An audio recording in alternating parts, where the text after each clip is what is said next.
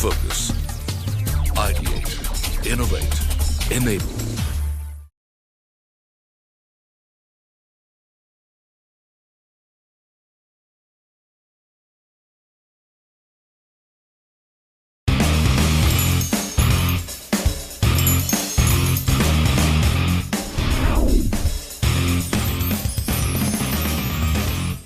Hello and welcome to NSE Finwiz Season 6 powered by CNBC TV 18. I'm your host Gautam Srinivasan and we are back with another episode to help you navigate the complex world of personal finance and wealth creation. Our next pit stop is in Navi Mumbai at the offices of the global conglomerate Siemens. So let's take a look.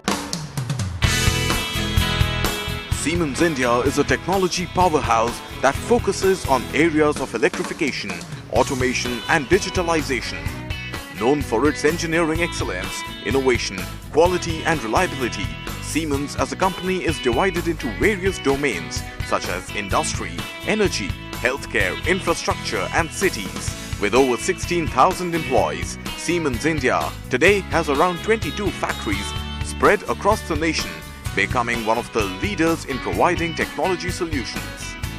This week, NSE Finwiz visits the Siemens campus in Navi Mumbai to engage with its techies on the theme of investing in the digital age and understanding how to make it work for a prosperous life ahead. For me, wealth management is something like it is investing our money in a right way, in a right manner and on a right time. The amount of money which I have, how to use it, how to grow it, and if it diminishes, then again how to pick up and again how to reinvest it. That's what financial literacy means to me. Financial literacy to me means having an understanding of how, when and at what stages one must invest and what one must know with regards to the risk that come with it. Financial literacy for me is getting aware of your portfolio, what you are earning and how you are going to invest that money and how you are going to utilize that money for your monthly expenditures. Welcome to NSE Finwiz Season 6 powered by CNBC TV 18. Our next pit stop here in Navi Mumbai at the offices of Siemens to meet with the professionals here who have all the questions regarding financial planning and wealth creation to ask, and of course to answer them we have with us two financial planning experts, Gajendra Kothari and Hemant Rustagi. Gentlemen, thank you so much for joining us, and thank you to the audience for joining us as well. So we've got a good exchange of ideas coming up, and remember, investing in yourself, your path to prosperity, that's the theme of NSE Finwiz Season 6, and we're going to start with that before we move on to the main topic. Tell us about the investment philosophy someone should have. We have a mix of folks who have already invested in funds, and we also have some who have not yet started. But the core philosophy that should underpin all investments, what do you think that should be? The idea is we all have goals, 4 or 5 financial goals in mind. Can we achieve those goals in a very peaceful manner? That's the philosophy which we should really think. So the idea is very simple. What are these goals? List out these goals and make sure that you put priorities, right? Which is your number 1 priority and number 2, because most of the times we may not be able to achieve all the goals at this point in time. And there are these wonderful online calculators and online plans which can tell you that how you need to travel over the next 10-15 years to reach these goals. The third thing you have to ask yourself is what kind of investor you are. Are you an aggressive investor or a conservative investor? So the two things which is really required from your end, more than anything else, is discipline and patience. All right, and taking forward what Gajendra has mentioned, we now have a whole lot of options to choose from. Technology has kind of democratized investing in a sense versus say 20 years ago. Outline them for us in terms of how the people who are investing can look at the money that they have and figure out what to invest and what to save. What do you think that should be? When we talk about different goals, our requirements are different. Somewhere we want to build capital, somewhere we want to have safety of capital, somewhere we want a bit of both. Your portfolio should reflect that. If there are any gaps in what the kind of portfolio that you create and what you want to achieve, there are going to be disappointments. Now, for example, if you want to build corpus for your child education, which may be 15 years away, or you want to build corpus for your own retirement, which could be 20, 25 years away, and you build a very conservative portfolio, because what happens is we generally look at safety of capital. Now, the moment you look at safety of capital, you are building a gap between what you can achieve from your portfolio and what you ought to achieve. So I think it's very, very important. If the objective is safety of capital, go for debt. If you want to build capital over a period of time, go for equity. It's equally important to choose the right option. Make sure that your asset allocation is in place. Even when you're investing in debt, instead of looking at fixed deposit, look at debt funds or mutual funds, because there you get tax benefit in terms of indexation if you keep money for 3 years. So that will ensure that your post-tax returns are much higher. So I think it's very, very important to identify what you want to achieve, build a portfolio in a manner that there are no gaps in what you want to achieve and what you can achieve from your portfolio. I think that's the way to go forward. Right. And you mentioned earlier about investment equating to different levels of rights. Some are from for the strong of heart and some are for the average investor. So give us some do's and don'ts of determining a risk profile when someone looks at the money that they have and the way they can deploy it into different investment options.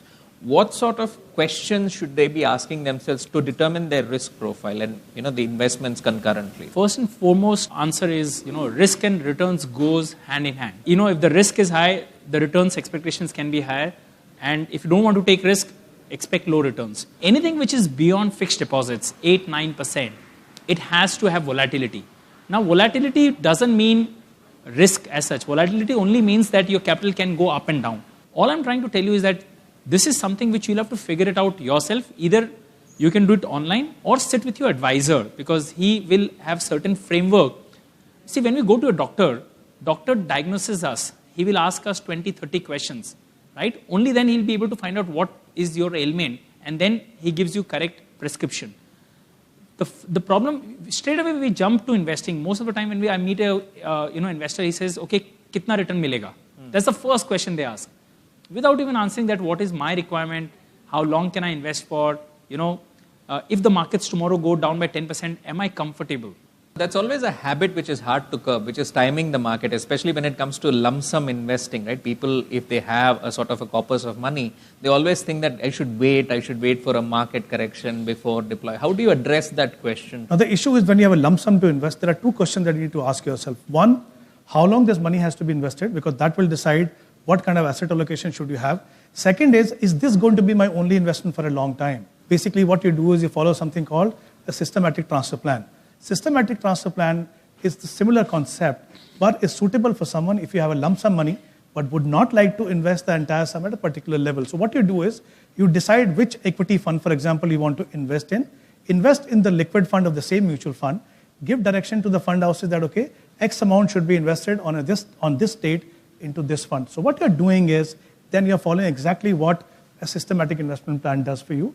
Another option could be, depending on the time horizon that you have, or whether the probability of continuing this investment over a different time period, you can do a bit of both. Maybe you can invest 30-40% as lump sum, and the rest can go as to systematic. So because what it does for you, if the market goes up, at least 30% of the investment has been invested at a lower level. If the market goes down, your 70% is going at a lower level, and it also gives you the flexibility that in case there is a sharp fall in the market, the money which is likely to go for the next 12 months or 18 months can be invested. All right, it's time to take a short break. Stay tuned. We'll be right back here on NSE Finwiz Season 6, powered by CNBC TV 18.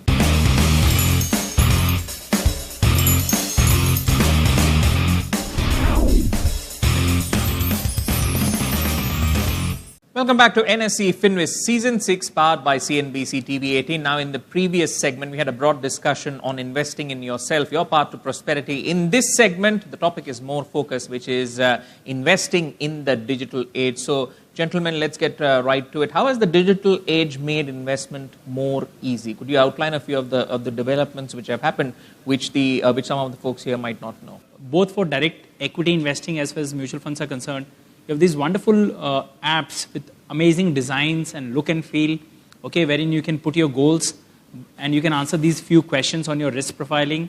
It tells you that how you can go about in achieving these goals. And if you're good to go, you can start your investing right with as low as 100, 500 rupees. The flip side of that is, because now everything is on the fingertips, we become impatient.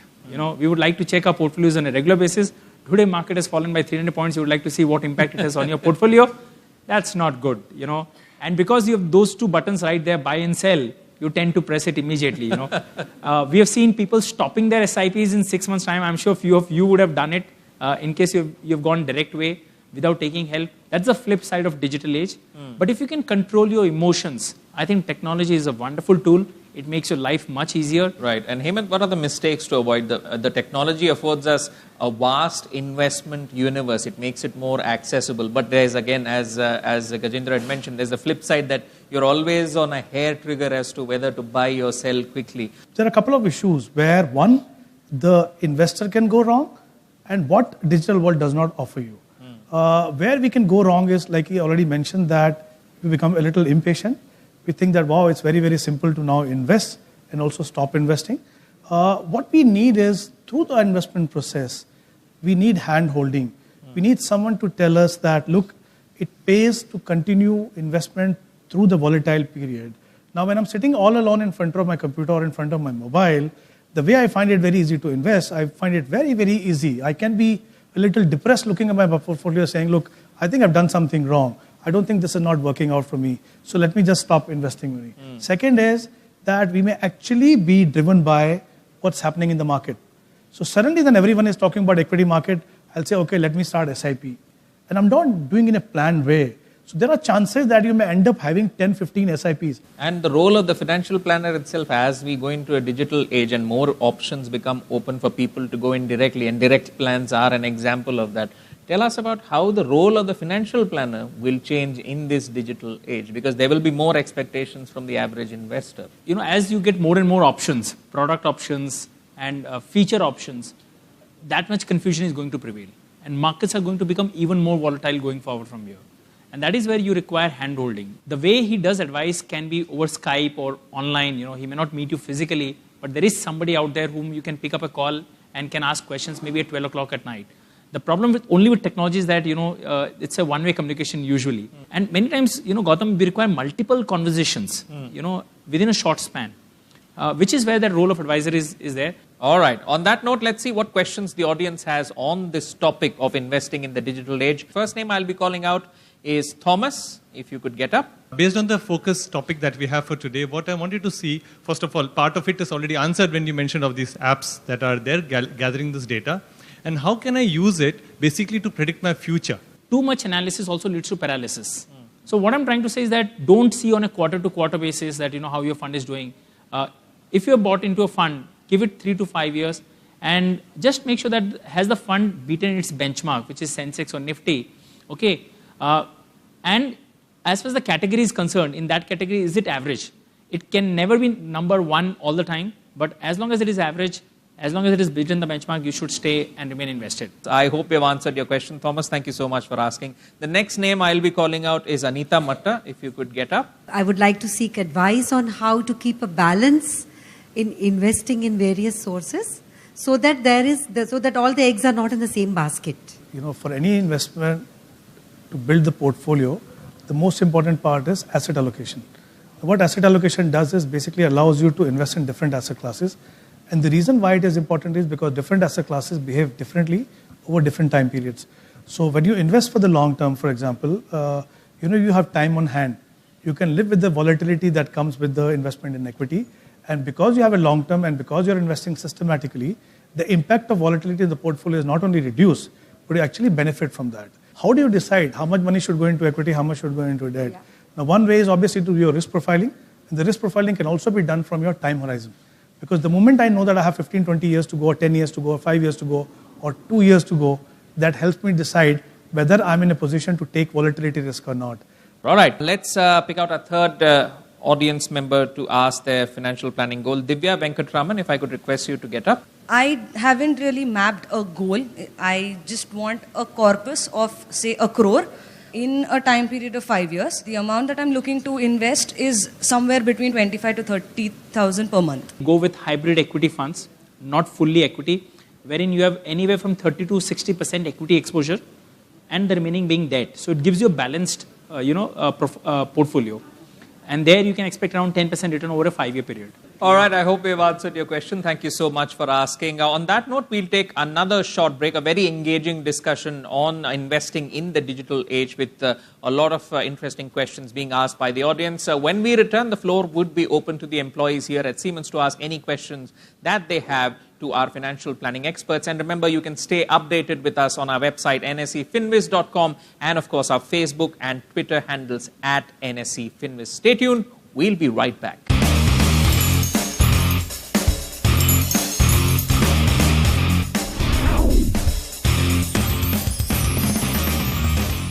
Welcome back to NSE Finwiz Season 6, powered by CNBC TV 18. Well, the floor is open to the employees here at Siemens to ask any question on financial planning and wealth creation to our experts here. So let's see a show of hands. Who would like to ask a question to our experts? The gentleman here in the blue shirt, if you could get up. Market risk and the credit risk, which is unknown to us, how can we make sure that these are also covered in our financial planning? When you are investing on your own, normally you would end up having a concentrated portfolio.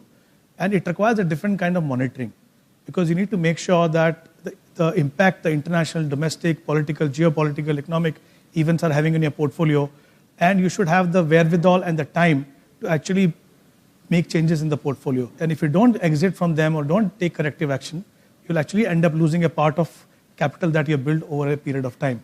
So, my advice to you would be, one, choose the right asset class and choose the right method of investing or right vehicle rather.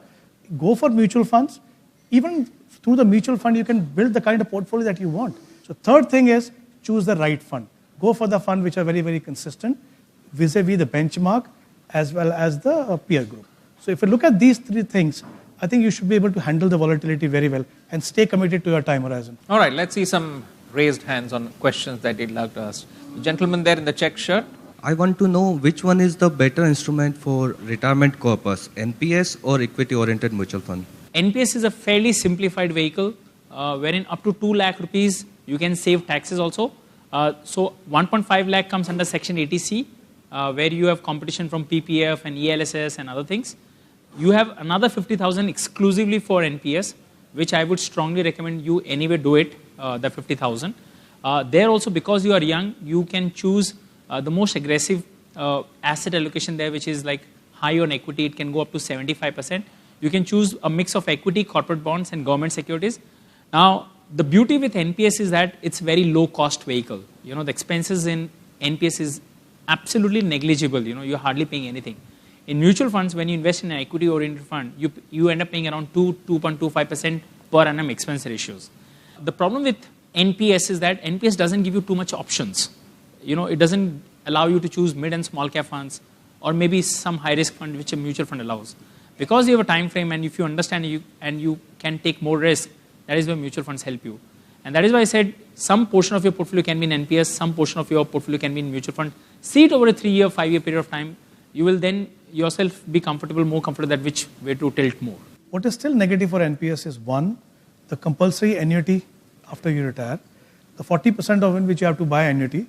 We all know that return on annuity is very, very low and they're also taxable. So I think that doesn't give you the flexibility of deciding what to do with your money, and also your post-tax return also goes down. The second problem with NPS is that even though it allows you to invest 75% today, when you become 50, reach the age of 50, it starts reducing from there. I believe that that's the right time, the best time for you to increase your allocation to equity, because by then you would have kind of taken care of all your responsibilities or liabilities then.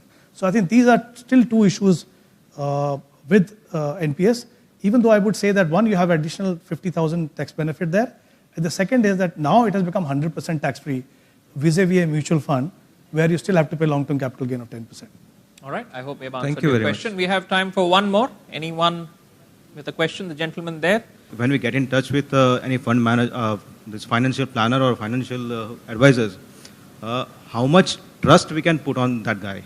Okay. And second thing is like we have a goal for retirement or child's education and foreign trip.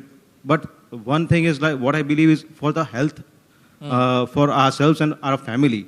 So any percentage of the portfolio that we should keep aside for health, because nowadays the health issues are going more and more and the cost of health is also going more. My view is that even when you have an advisor to help you, Okay, your role doesn't end with selecting one advisor and forgetting about it. You as an investor will always have an active role to play. You may not be very well versed with different options and how to analyze, but once you involve yourself in the process, you will start learning that. You'll start asking the right kind of questions. If you want the best out of your investment advisor, you need to remain alert. You need to continue to participate in the process so that you learn over a period of time. I mean, you just can't depend on one person to say, okay, I have an advisor, now you do whatever you feel like, I'm here only to sign. I think that's the first thing. Health insurance you talked about, I think it's very, very important that you are adequately insured in terms of health. That's one aspect generally we ignore. So I would say, again, you need to also choose the right policy for that. If you have elderly people, you need to buy individual. If you have young family, then you can buy a family floater. It depends on the number of members you have. But generally speaking, if you have, let's say, 3 or 4 members in the family, minimum health insurance should be at least 10 lakh rupees. So you make sure that you're adequately insured, and there are so many plans which are available for you to buy. Once you have taken care of that, it does not disturb your investment. And so in case you have an emergency fund, without disturbing your long-term investment process, you will have money available for any financial exigency that may arise. All right, on that note, we will wrap up this exchange of views. I'd like to thank the employees of Siemens here for joining us and, of course, asking their questions to our financial planning experts. Gajendra, Hemant, thank you so much for joining us. And, of course, thank you to our viewers for tuning in. You can stay updated with us on our website, nsefinwiz.com, and, of course, our Facebook and Twitter handles at NSE Finwiz. Keep watching CNBC TV 18.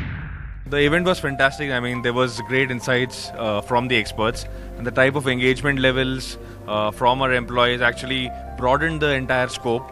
And I think the learnings were huge, not only for short-term but for long-term investment planning. A lot of times we think that we know most of what we are doing, but today I got to know some very interesting points, especially where we have to focus more on ourselves rather than we focus on other things that are seemingly priority in life. But if we don't focus on ourselves first, then of course the other priorities don't work. This is one of the first kind of a session that I have attended, and definitely one learning that I have received is I definitely need to have some kind of a goals in my mind and put up different buckets and what are the best options that we should invest.